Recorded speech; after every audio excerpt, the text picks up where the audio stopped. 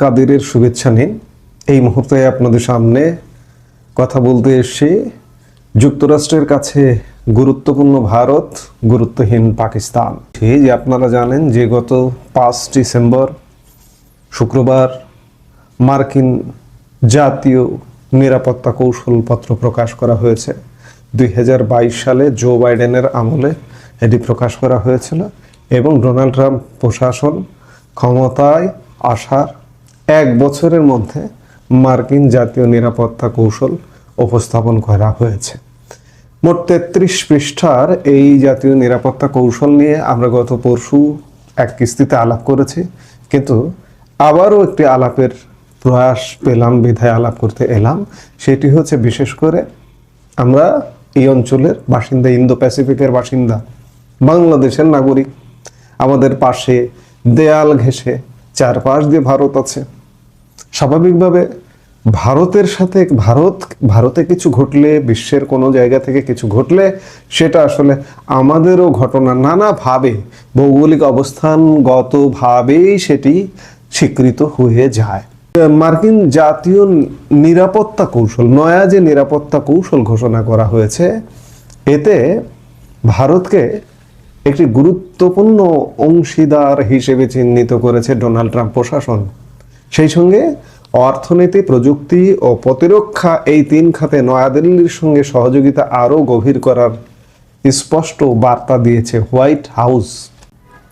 আরেকটি খুব গুরুত্বপূর্ণ বিষয় যেটি চীন প্রসঙ্গে এসছে, সেটি হচ্ছে যে চীনের সঙ্গে কোনো প্রতিদ্বন্দ্বিতা না করে তাইওয়ানকে রক্ষা এবং ভারত প্রশান্ত মহাসাগর এলাকায় সুরক্ষায় ভারতকে প্রাধান্য দেওয়ার বিষয়টিকে খুব গুরুত্ব সহকারে উল্লেখ করা হয়েছে।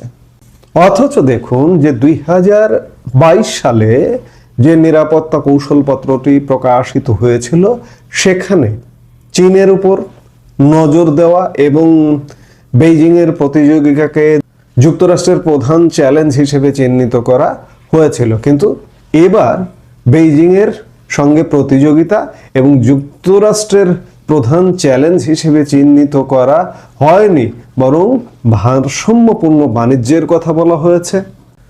নথিতে ভারতের সঙ্গে বাণিজ্যিক সম্পর্ক আরও শক্তিশালী করার কথা বলা হয়েছে। পাশাপাশি অস্ট্রেলিয়া, জাপান ও যুক্তরাষ্ট্রকে নিয়ে গঠিত কোয়াডের মাধ্যমে ইন্দো প্যাসিফিক নিরাপত্তায় নয়াদিল্লির অব্যাহত সহযোগিতা প্রত্যাশা করা হয়েছে।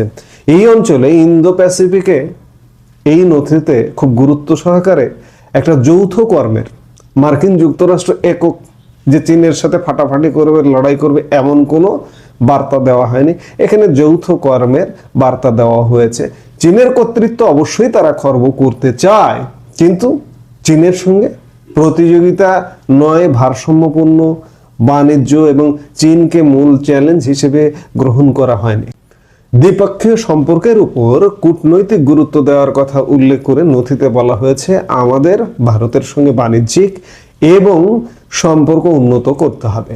নথিতে ইন্দো প্যাসিফিক অঞ্চলকে বিশ্বের মোট জিডিপির প্রায় অর্ধেকের উৎস হিসেবে অভিহিত করা হয়েছে এবং আগামী শতাব্দীর অন্যতম গুরুত্বপূর্ণ অর্থনৈতিক ও ভূ রাজনৈতিক ক্ষেত্র বলে উল্লেখ করা হয়েছে। আবার দেখুন, সদ্য প্রকাশিত মার্কিন জাতীয় নিরাপত্তা কৌশল বা সিকিউরিটি স্ট্র্যাটেজিক প্ল্যানে রাশিয়া, যুক্তরাষ্ট্রের প্রতিপক্ষ রাষ্ট্র রাশিয়াও খুশি হয়েছে যে এখানে এমন কোনো রাশিয়া বিরোধী নীতি নেই। এজন্য যুক্তরাষ্ট্রের প্রেসিডেন্ট ডোনাল্ড ট্রাম্পের অনুমোদিত নতুন জাতীয় নিরাপত্তা কৌশলকে রীতিমতো স্বাগত জানিয়েছে ক্রেমলিন। রাশিয়া বলছে এ নীতিমালা তাদের বৈশ্বিক দৃষ্টিভঙ্গির সঙ্গে অনেক ক্ষেত্রেই সামঞ্জস্যপূর্ণ।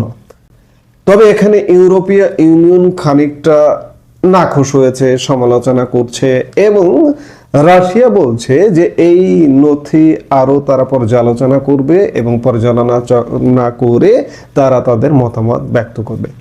অন্যদিকে দেখুন, এই যে বিশেষ করে গত কয়েক মাস যাবত পাকিস্তানকে নিয়ে যুক্তরাষ্ট্রের একটা নগ্ন খেলা বা প্রকাশ্য খেলাই আমরা লক্ষ্য করছি।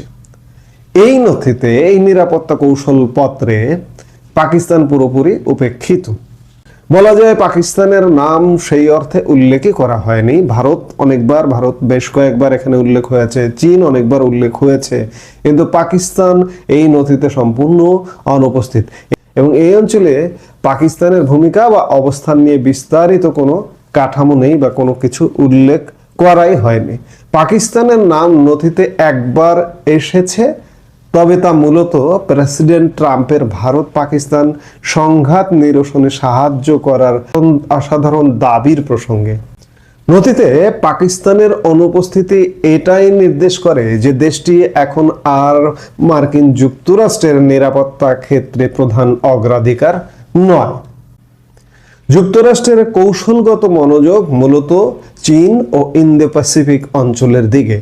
2017 সালের নিরাপত্তা কৌশলে পাকিস্তানের বিরুদ্ধে সন্ত্রাসবাদীদের আশ্রয় দেওয়ার অভিযোগ সহ কড়া সমালোচনা ছিল, কিন্তু নতুন নথিতে কোনো সমালোচনা যদিও নেই, কিন্তু পাকিস্তানকে গত কয়েক মাসে ডোনাল্ড ট্রাম্প ক্ষমতায় আসবার পর থেকে কমপক্ষে গত 6 মাস আমরা যে দহরম মহরম দেখছি, সেই হিসেবে পাকিস্তান এই নথিতে গুরুত্বপূর্ণভাবে উঠে আসার কথা, কিন্তু সত্যিকার অর্থে পাকিস্তান গুরুত্বহীন হয়ে পড়েছে। বিশ্লেষকরা মনে করছেন যে নথিতে পাকিস্তানের নাম বাদ পড়া বা কম উল্লেখ করাটা ওয়াশিংটনের কৌশলগত পরিকল্পনায় ইসলামাবাদের গুরুত্ব কমে যাওয়ার প্রতিফলন বলেই এটিকে দেখা হচ্ছে। এখানে বাংলাদেশ বিষয়ে একটি শব্দও খরচ করা হয়নি, কিন্তু আমি শুরুর দিকেই বললাম যে ভারত যেখানে গুরুত্বপূর্ণভাবে উপস্থাপিত হচ্ছে, গুরুত্বের সঙ্গে বিবেচিত হচ্ছে, সেখানে সত্যিকার অর্থে ভারতের পেটের মধ্যে বাংলাদেশের মানচিত্র বা বাংলাদেশ বসবাস করে সেই বাংলাদেশও কিন্তু একটা এক্সট্রা গুরুত্ব পাবে। এবং খানিকটা এখানে বলতেই পারি যে ভারতকে যে দৃষ্টিতে দেখা হচ্ছে, বাংলাদেশকেও তেমনটাই, অন্ততপক্ষে ভৌগোলিক কারণে তেমনভাবে দেখা হবে বা দেখা হচ্ছে বলে এই নথি সেটি বলছে। সত্যিকার অর্থে মার্কিন ভূ রাজনৈতিক প্ল্যান বা নিরাপত্তা কৌশল যেটি বলি না কেন, মার্কিন নিরাপত্তা কৌশলে আমরা খানিকটা বদলের আভাস পাচ্ছি। এবং মার্কিন যুক্তরাষ্ট্র ইন্দো প্যাসিফিকে সবচেয়ে গুরুত্বের জায়গায় আছে ভারত। এবং ভারতের সঙ্গে আমি গতকালকের সর্বশেষ একটি ভিডিওতেও এমন কথা বলেছি যে ভারতের সঙ্গে খুব শীঘ্রই মার্কিন কিছু হিসেব নিকেশের ফয়সালা হবে, এবং সেই ফয়সালার সাথে বাংলাদেশ বিষয় জড়িয়ে আছে। এবং বাংলাদেশ, আমরা একটা বন্ধাত্বের মধ্যে, আমরা পাকিস্তানি প্রভাবের মধ্যে বসবাস করছি। আমি বারবার আশার কথা বলতে চাই, গতকাল থেকেই আশার কথা বলছি, এর মধ্যে নানা রকম হতাশার ঘটনাও ঘটছে, কিন্তু সত্যিকার অর্থে আমরা হয়তো খুব শীঘ্রই আশা জাগানিয়া নানান ঘটনা দেখতে পাবো। আমরা সেই ঘটনা দেখবার অপেক্ষায় অধীর আগ্রহে অপেক্ষমান। এই মুহূর্তে এ পর্যন্ত। সবাই ভালো থাকুন, সুস্থ থাকুন।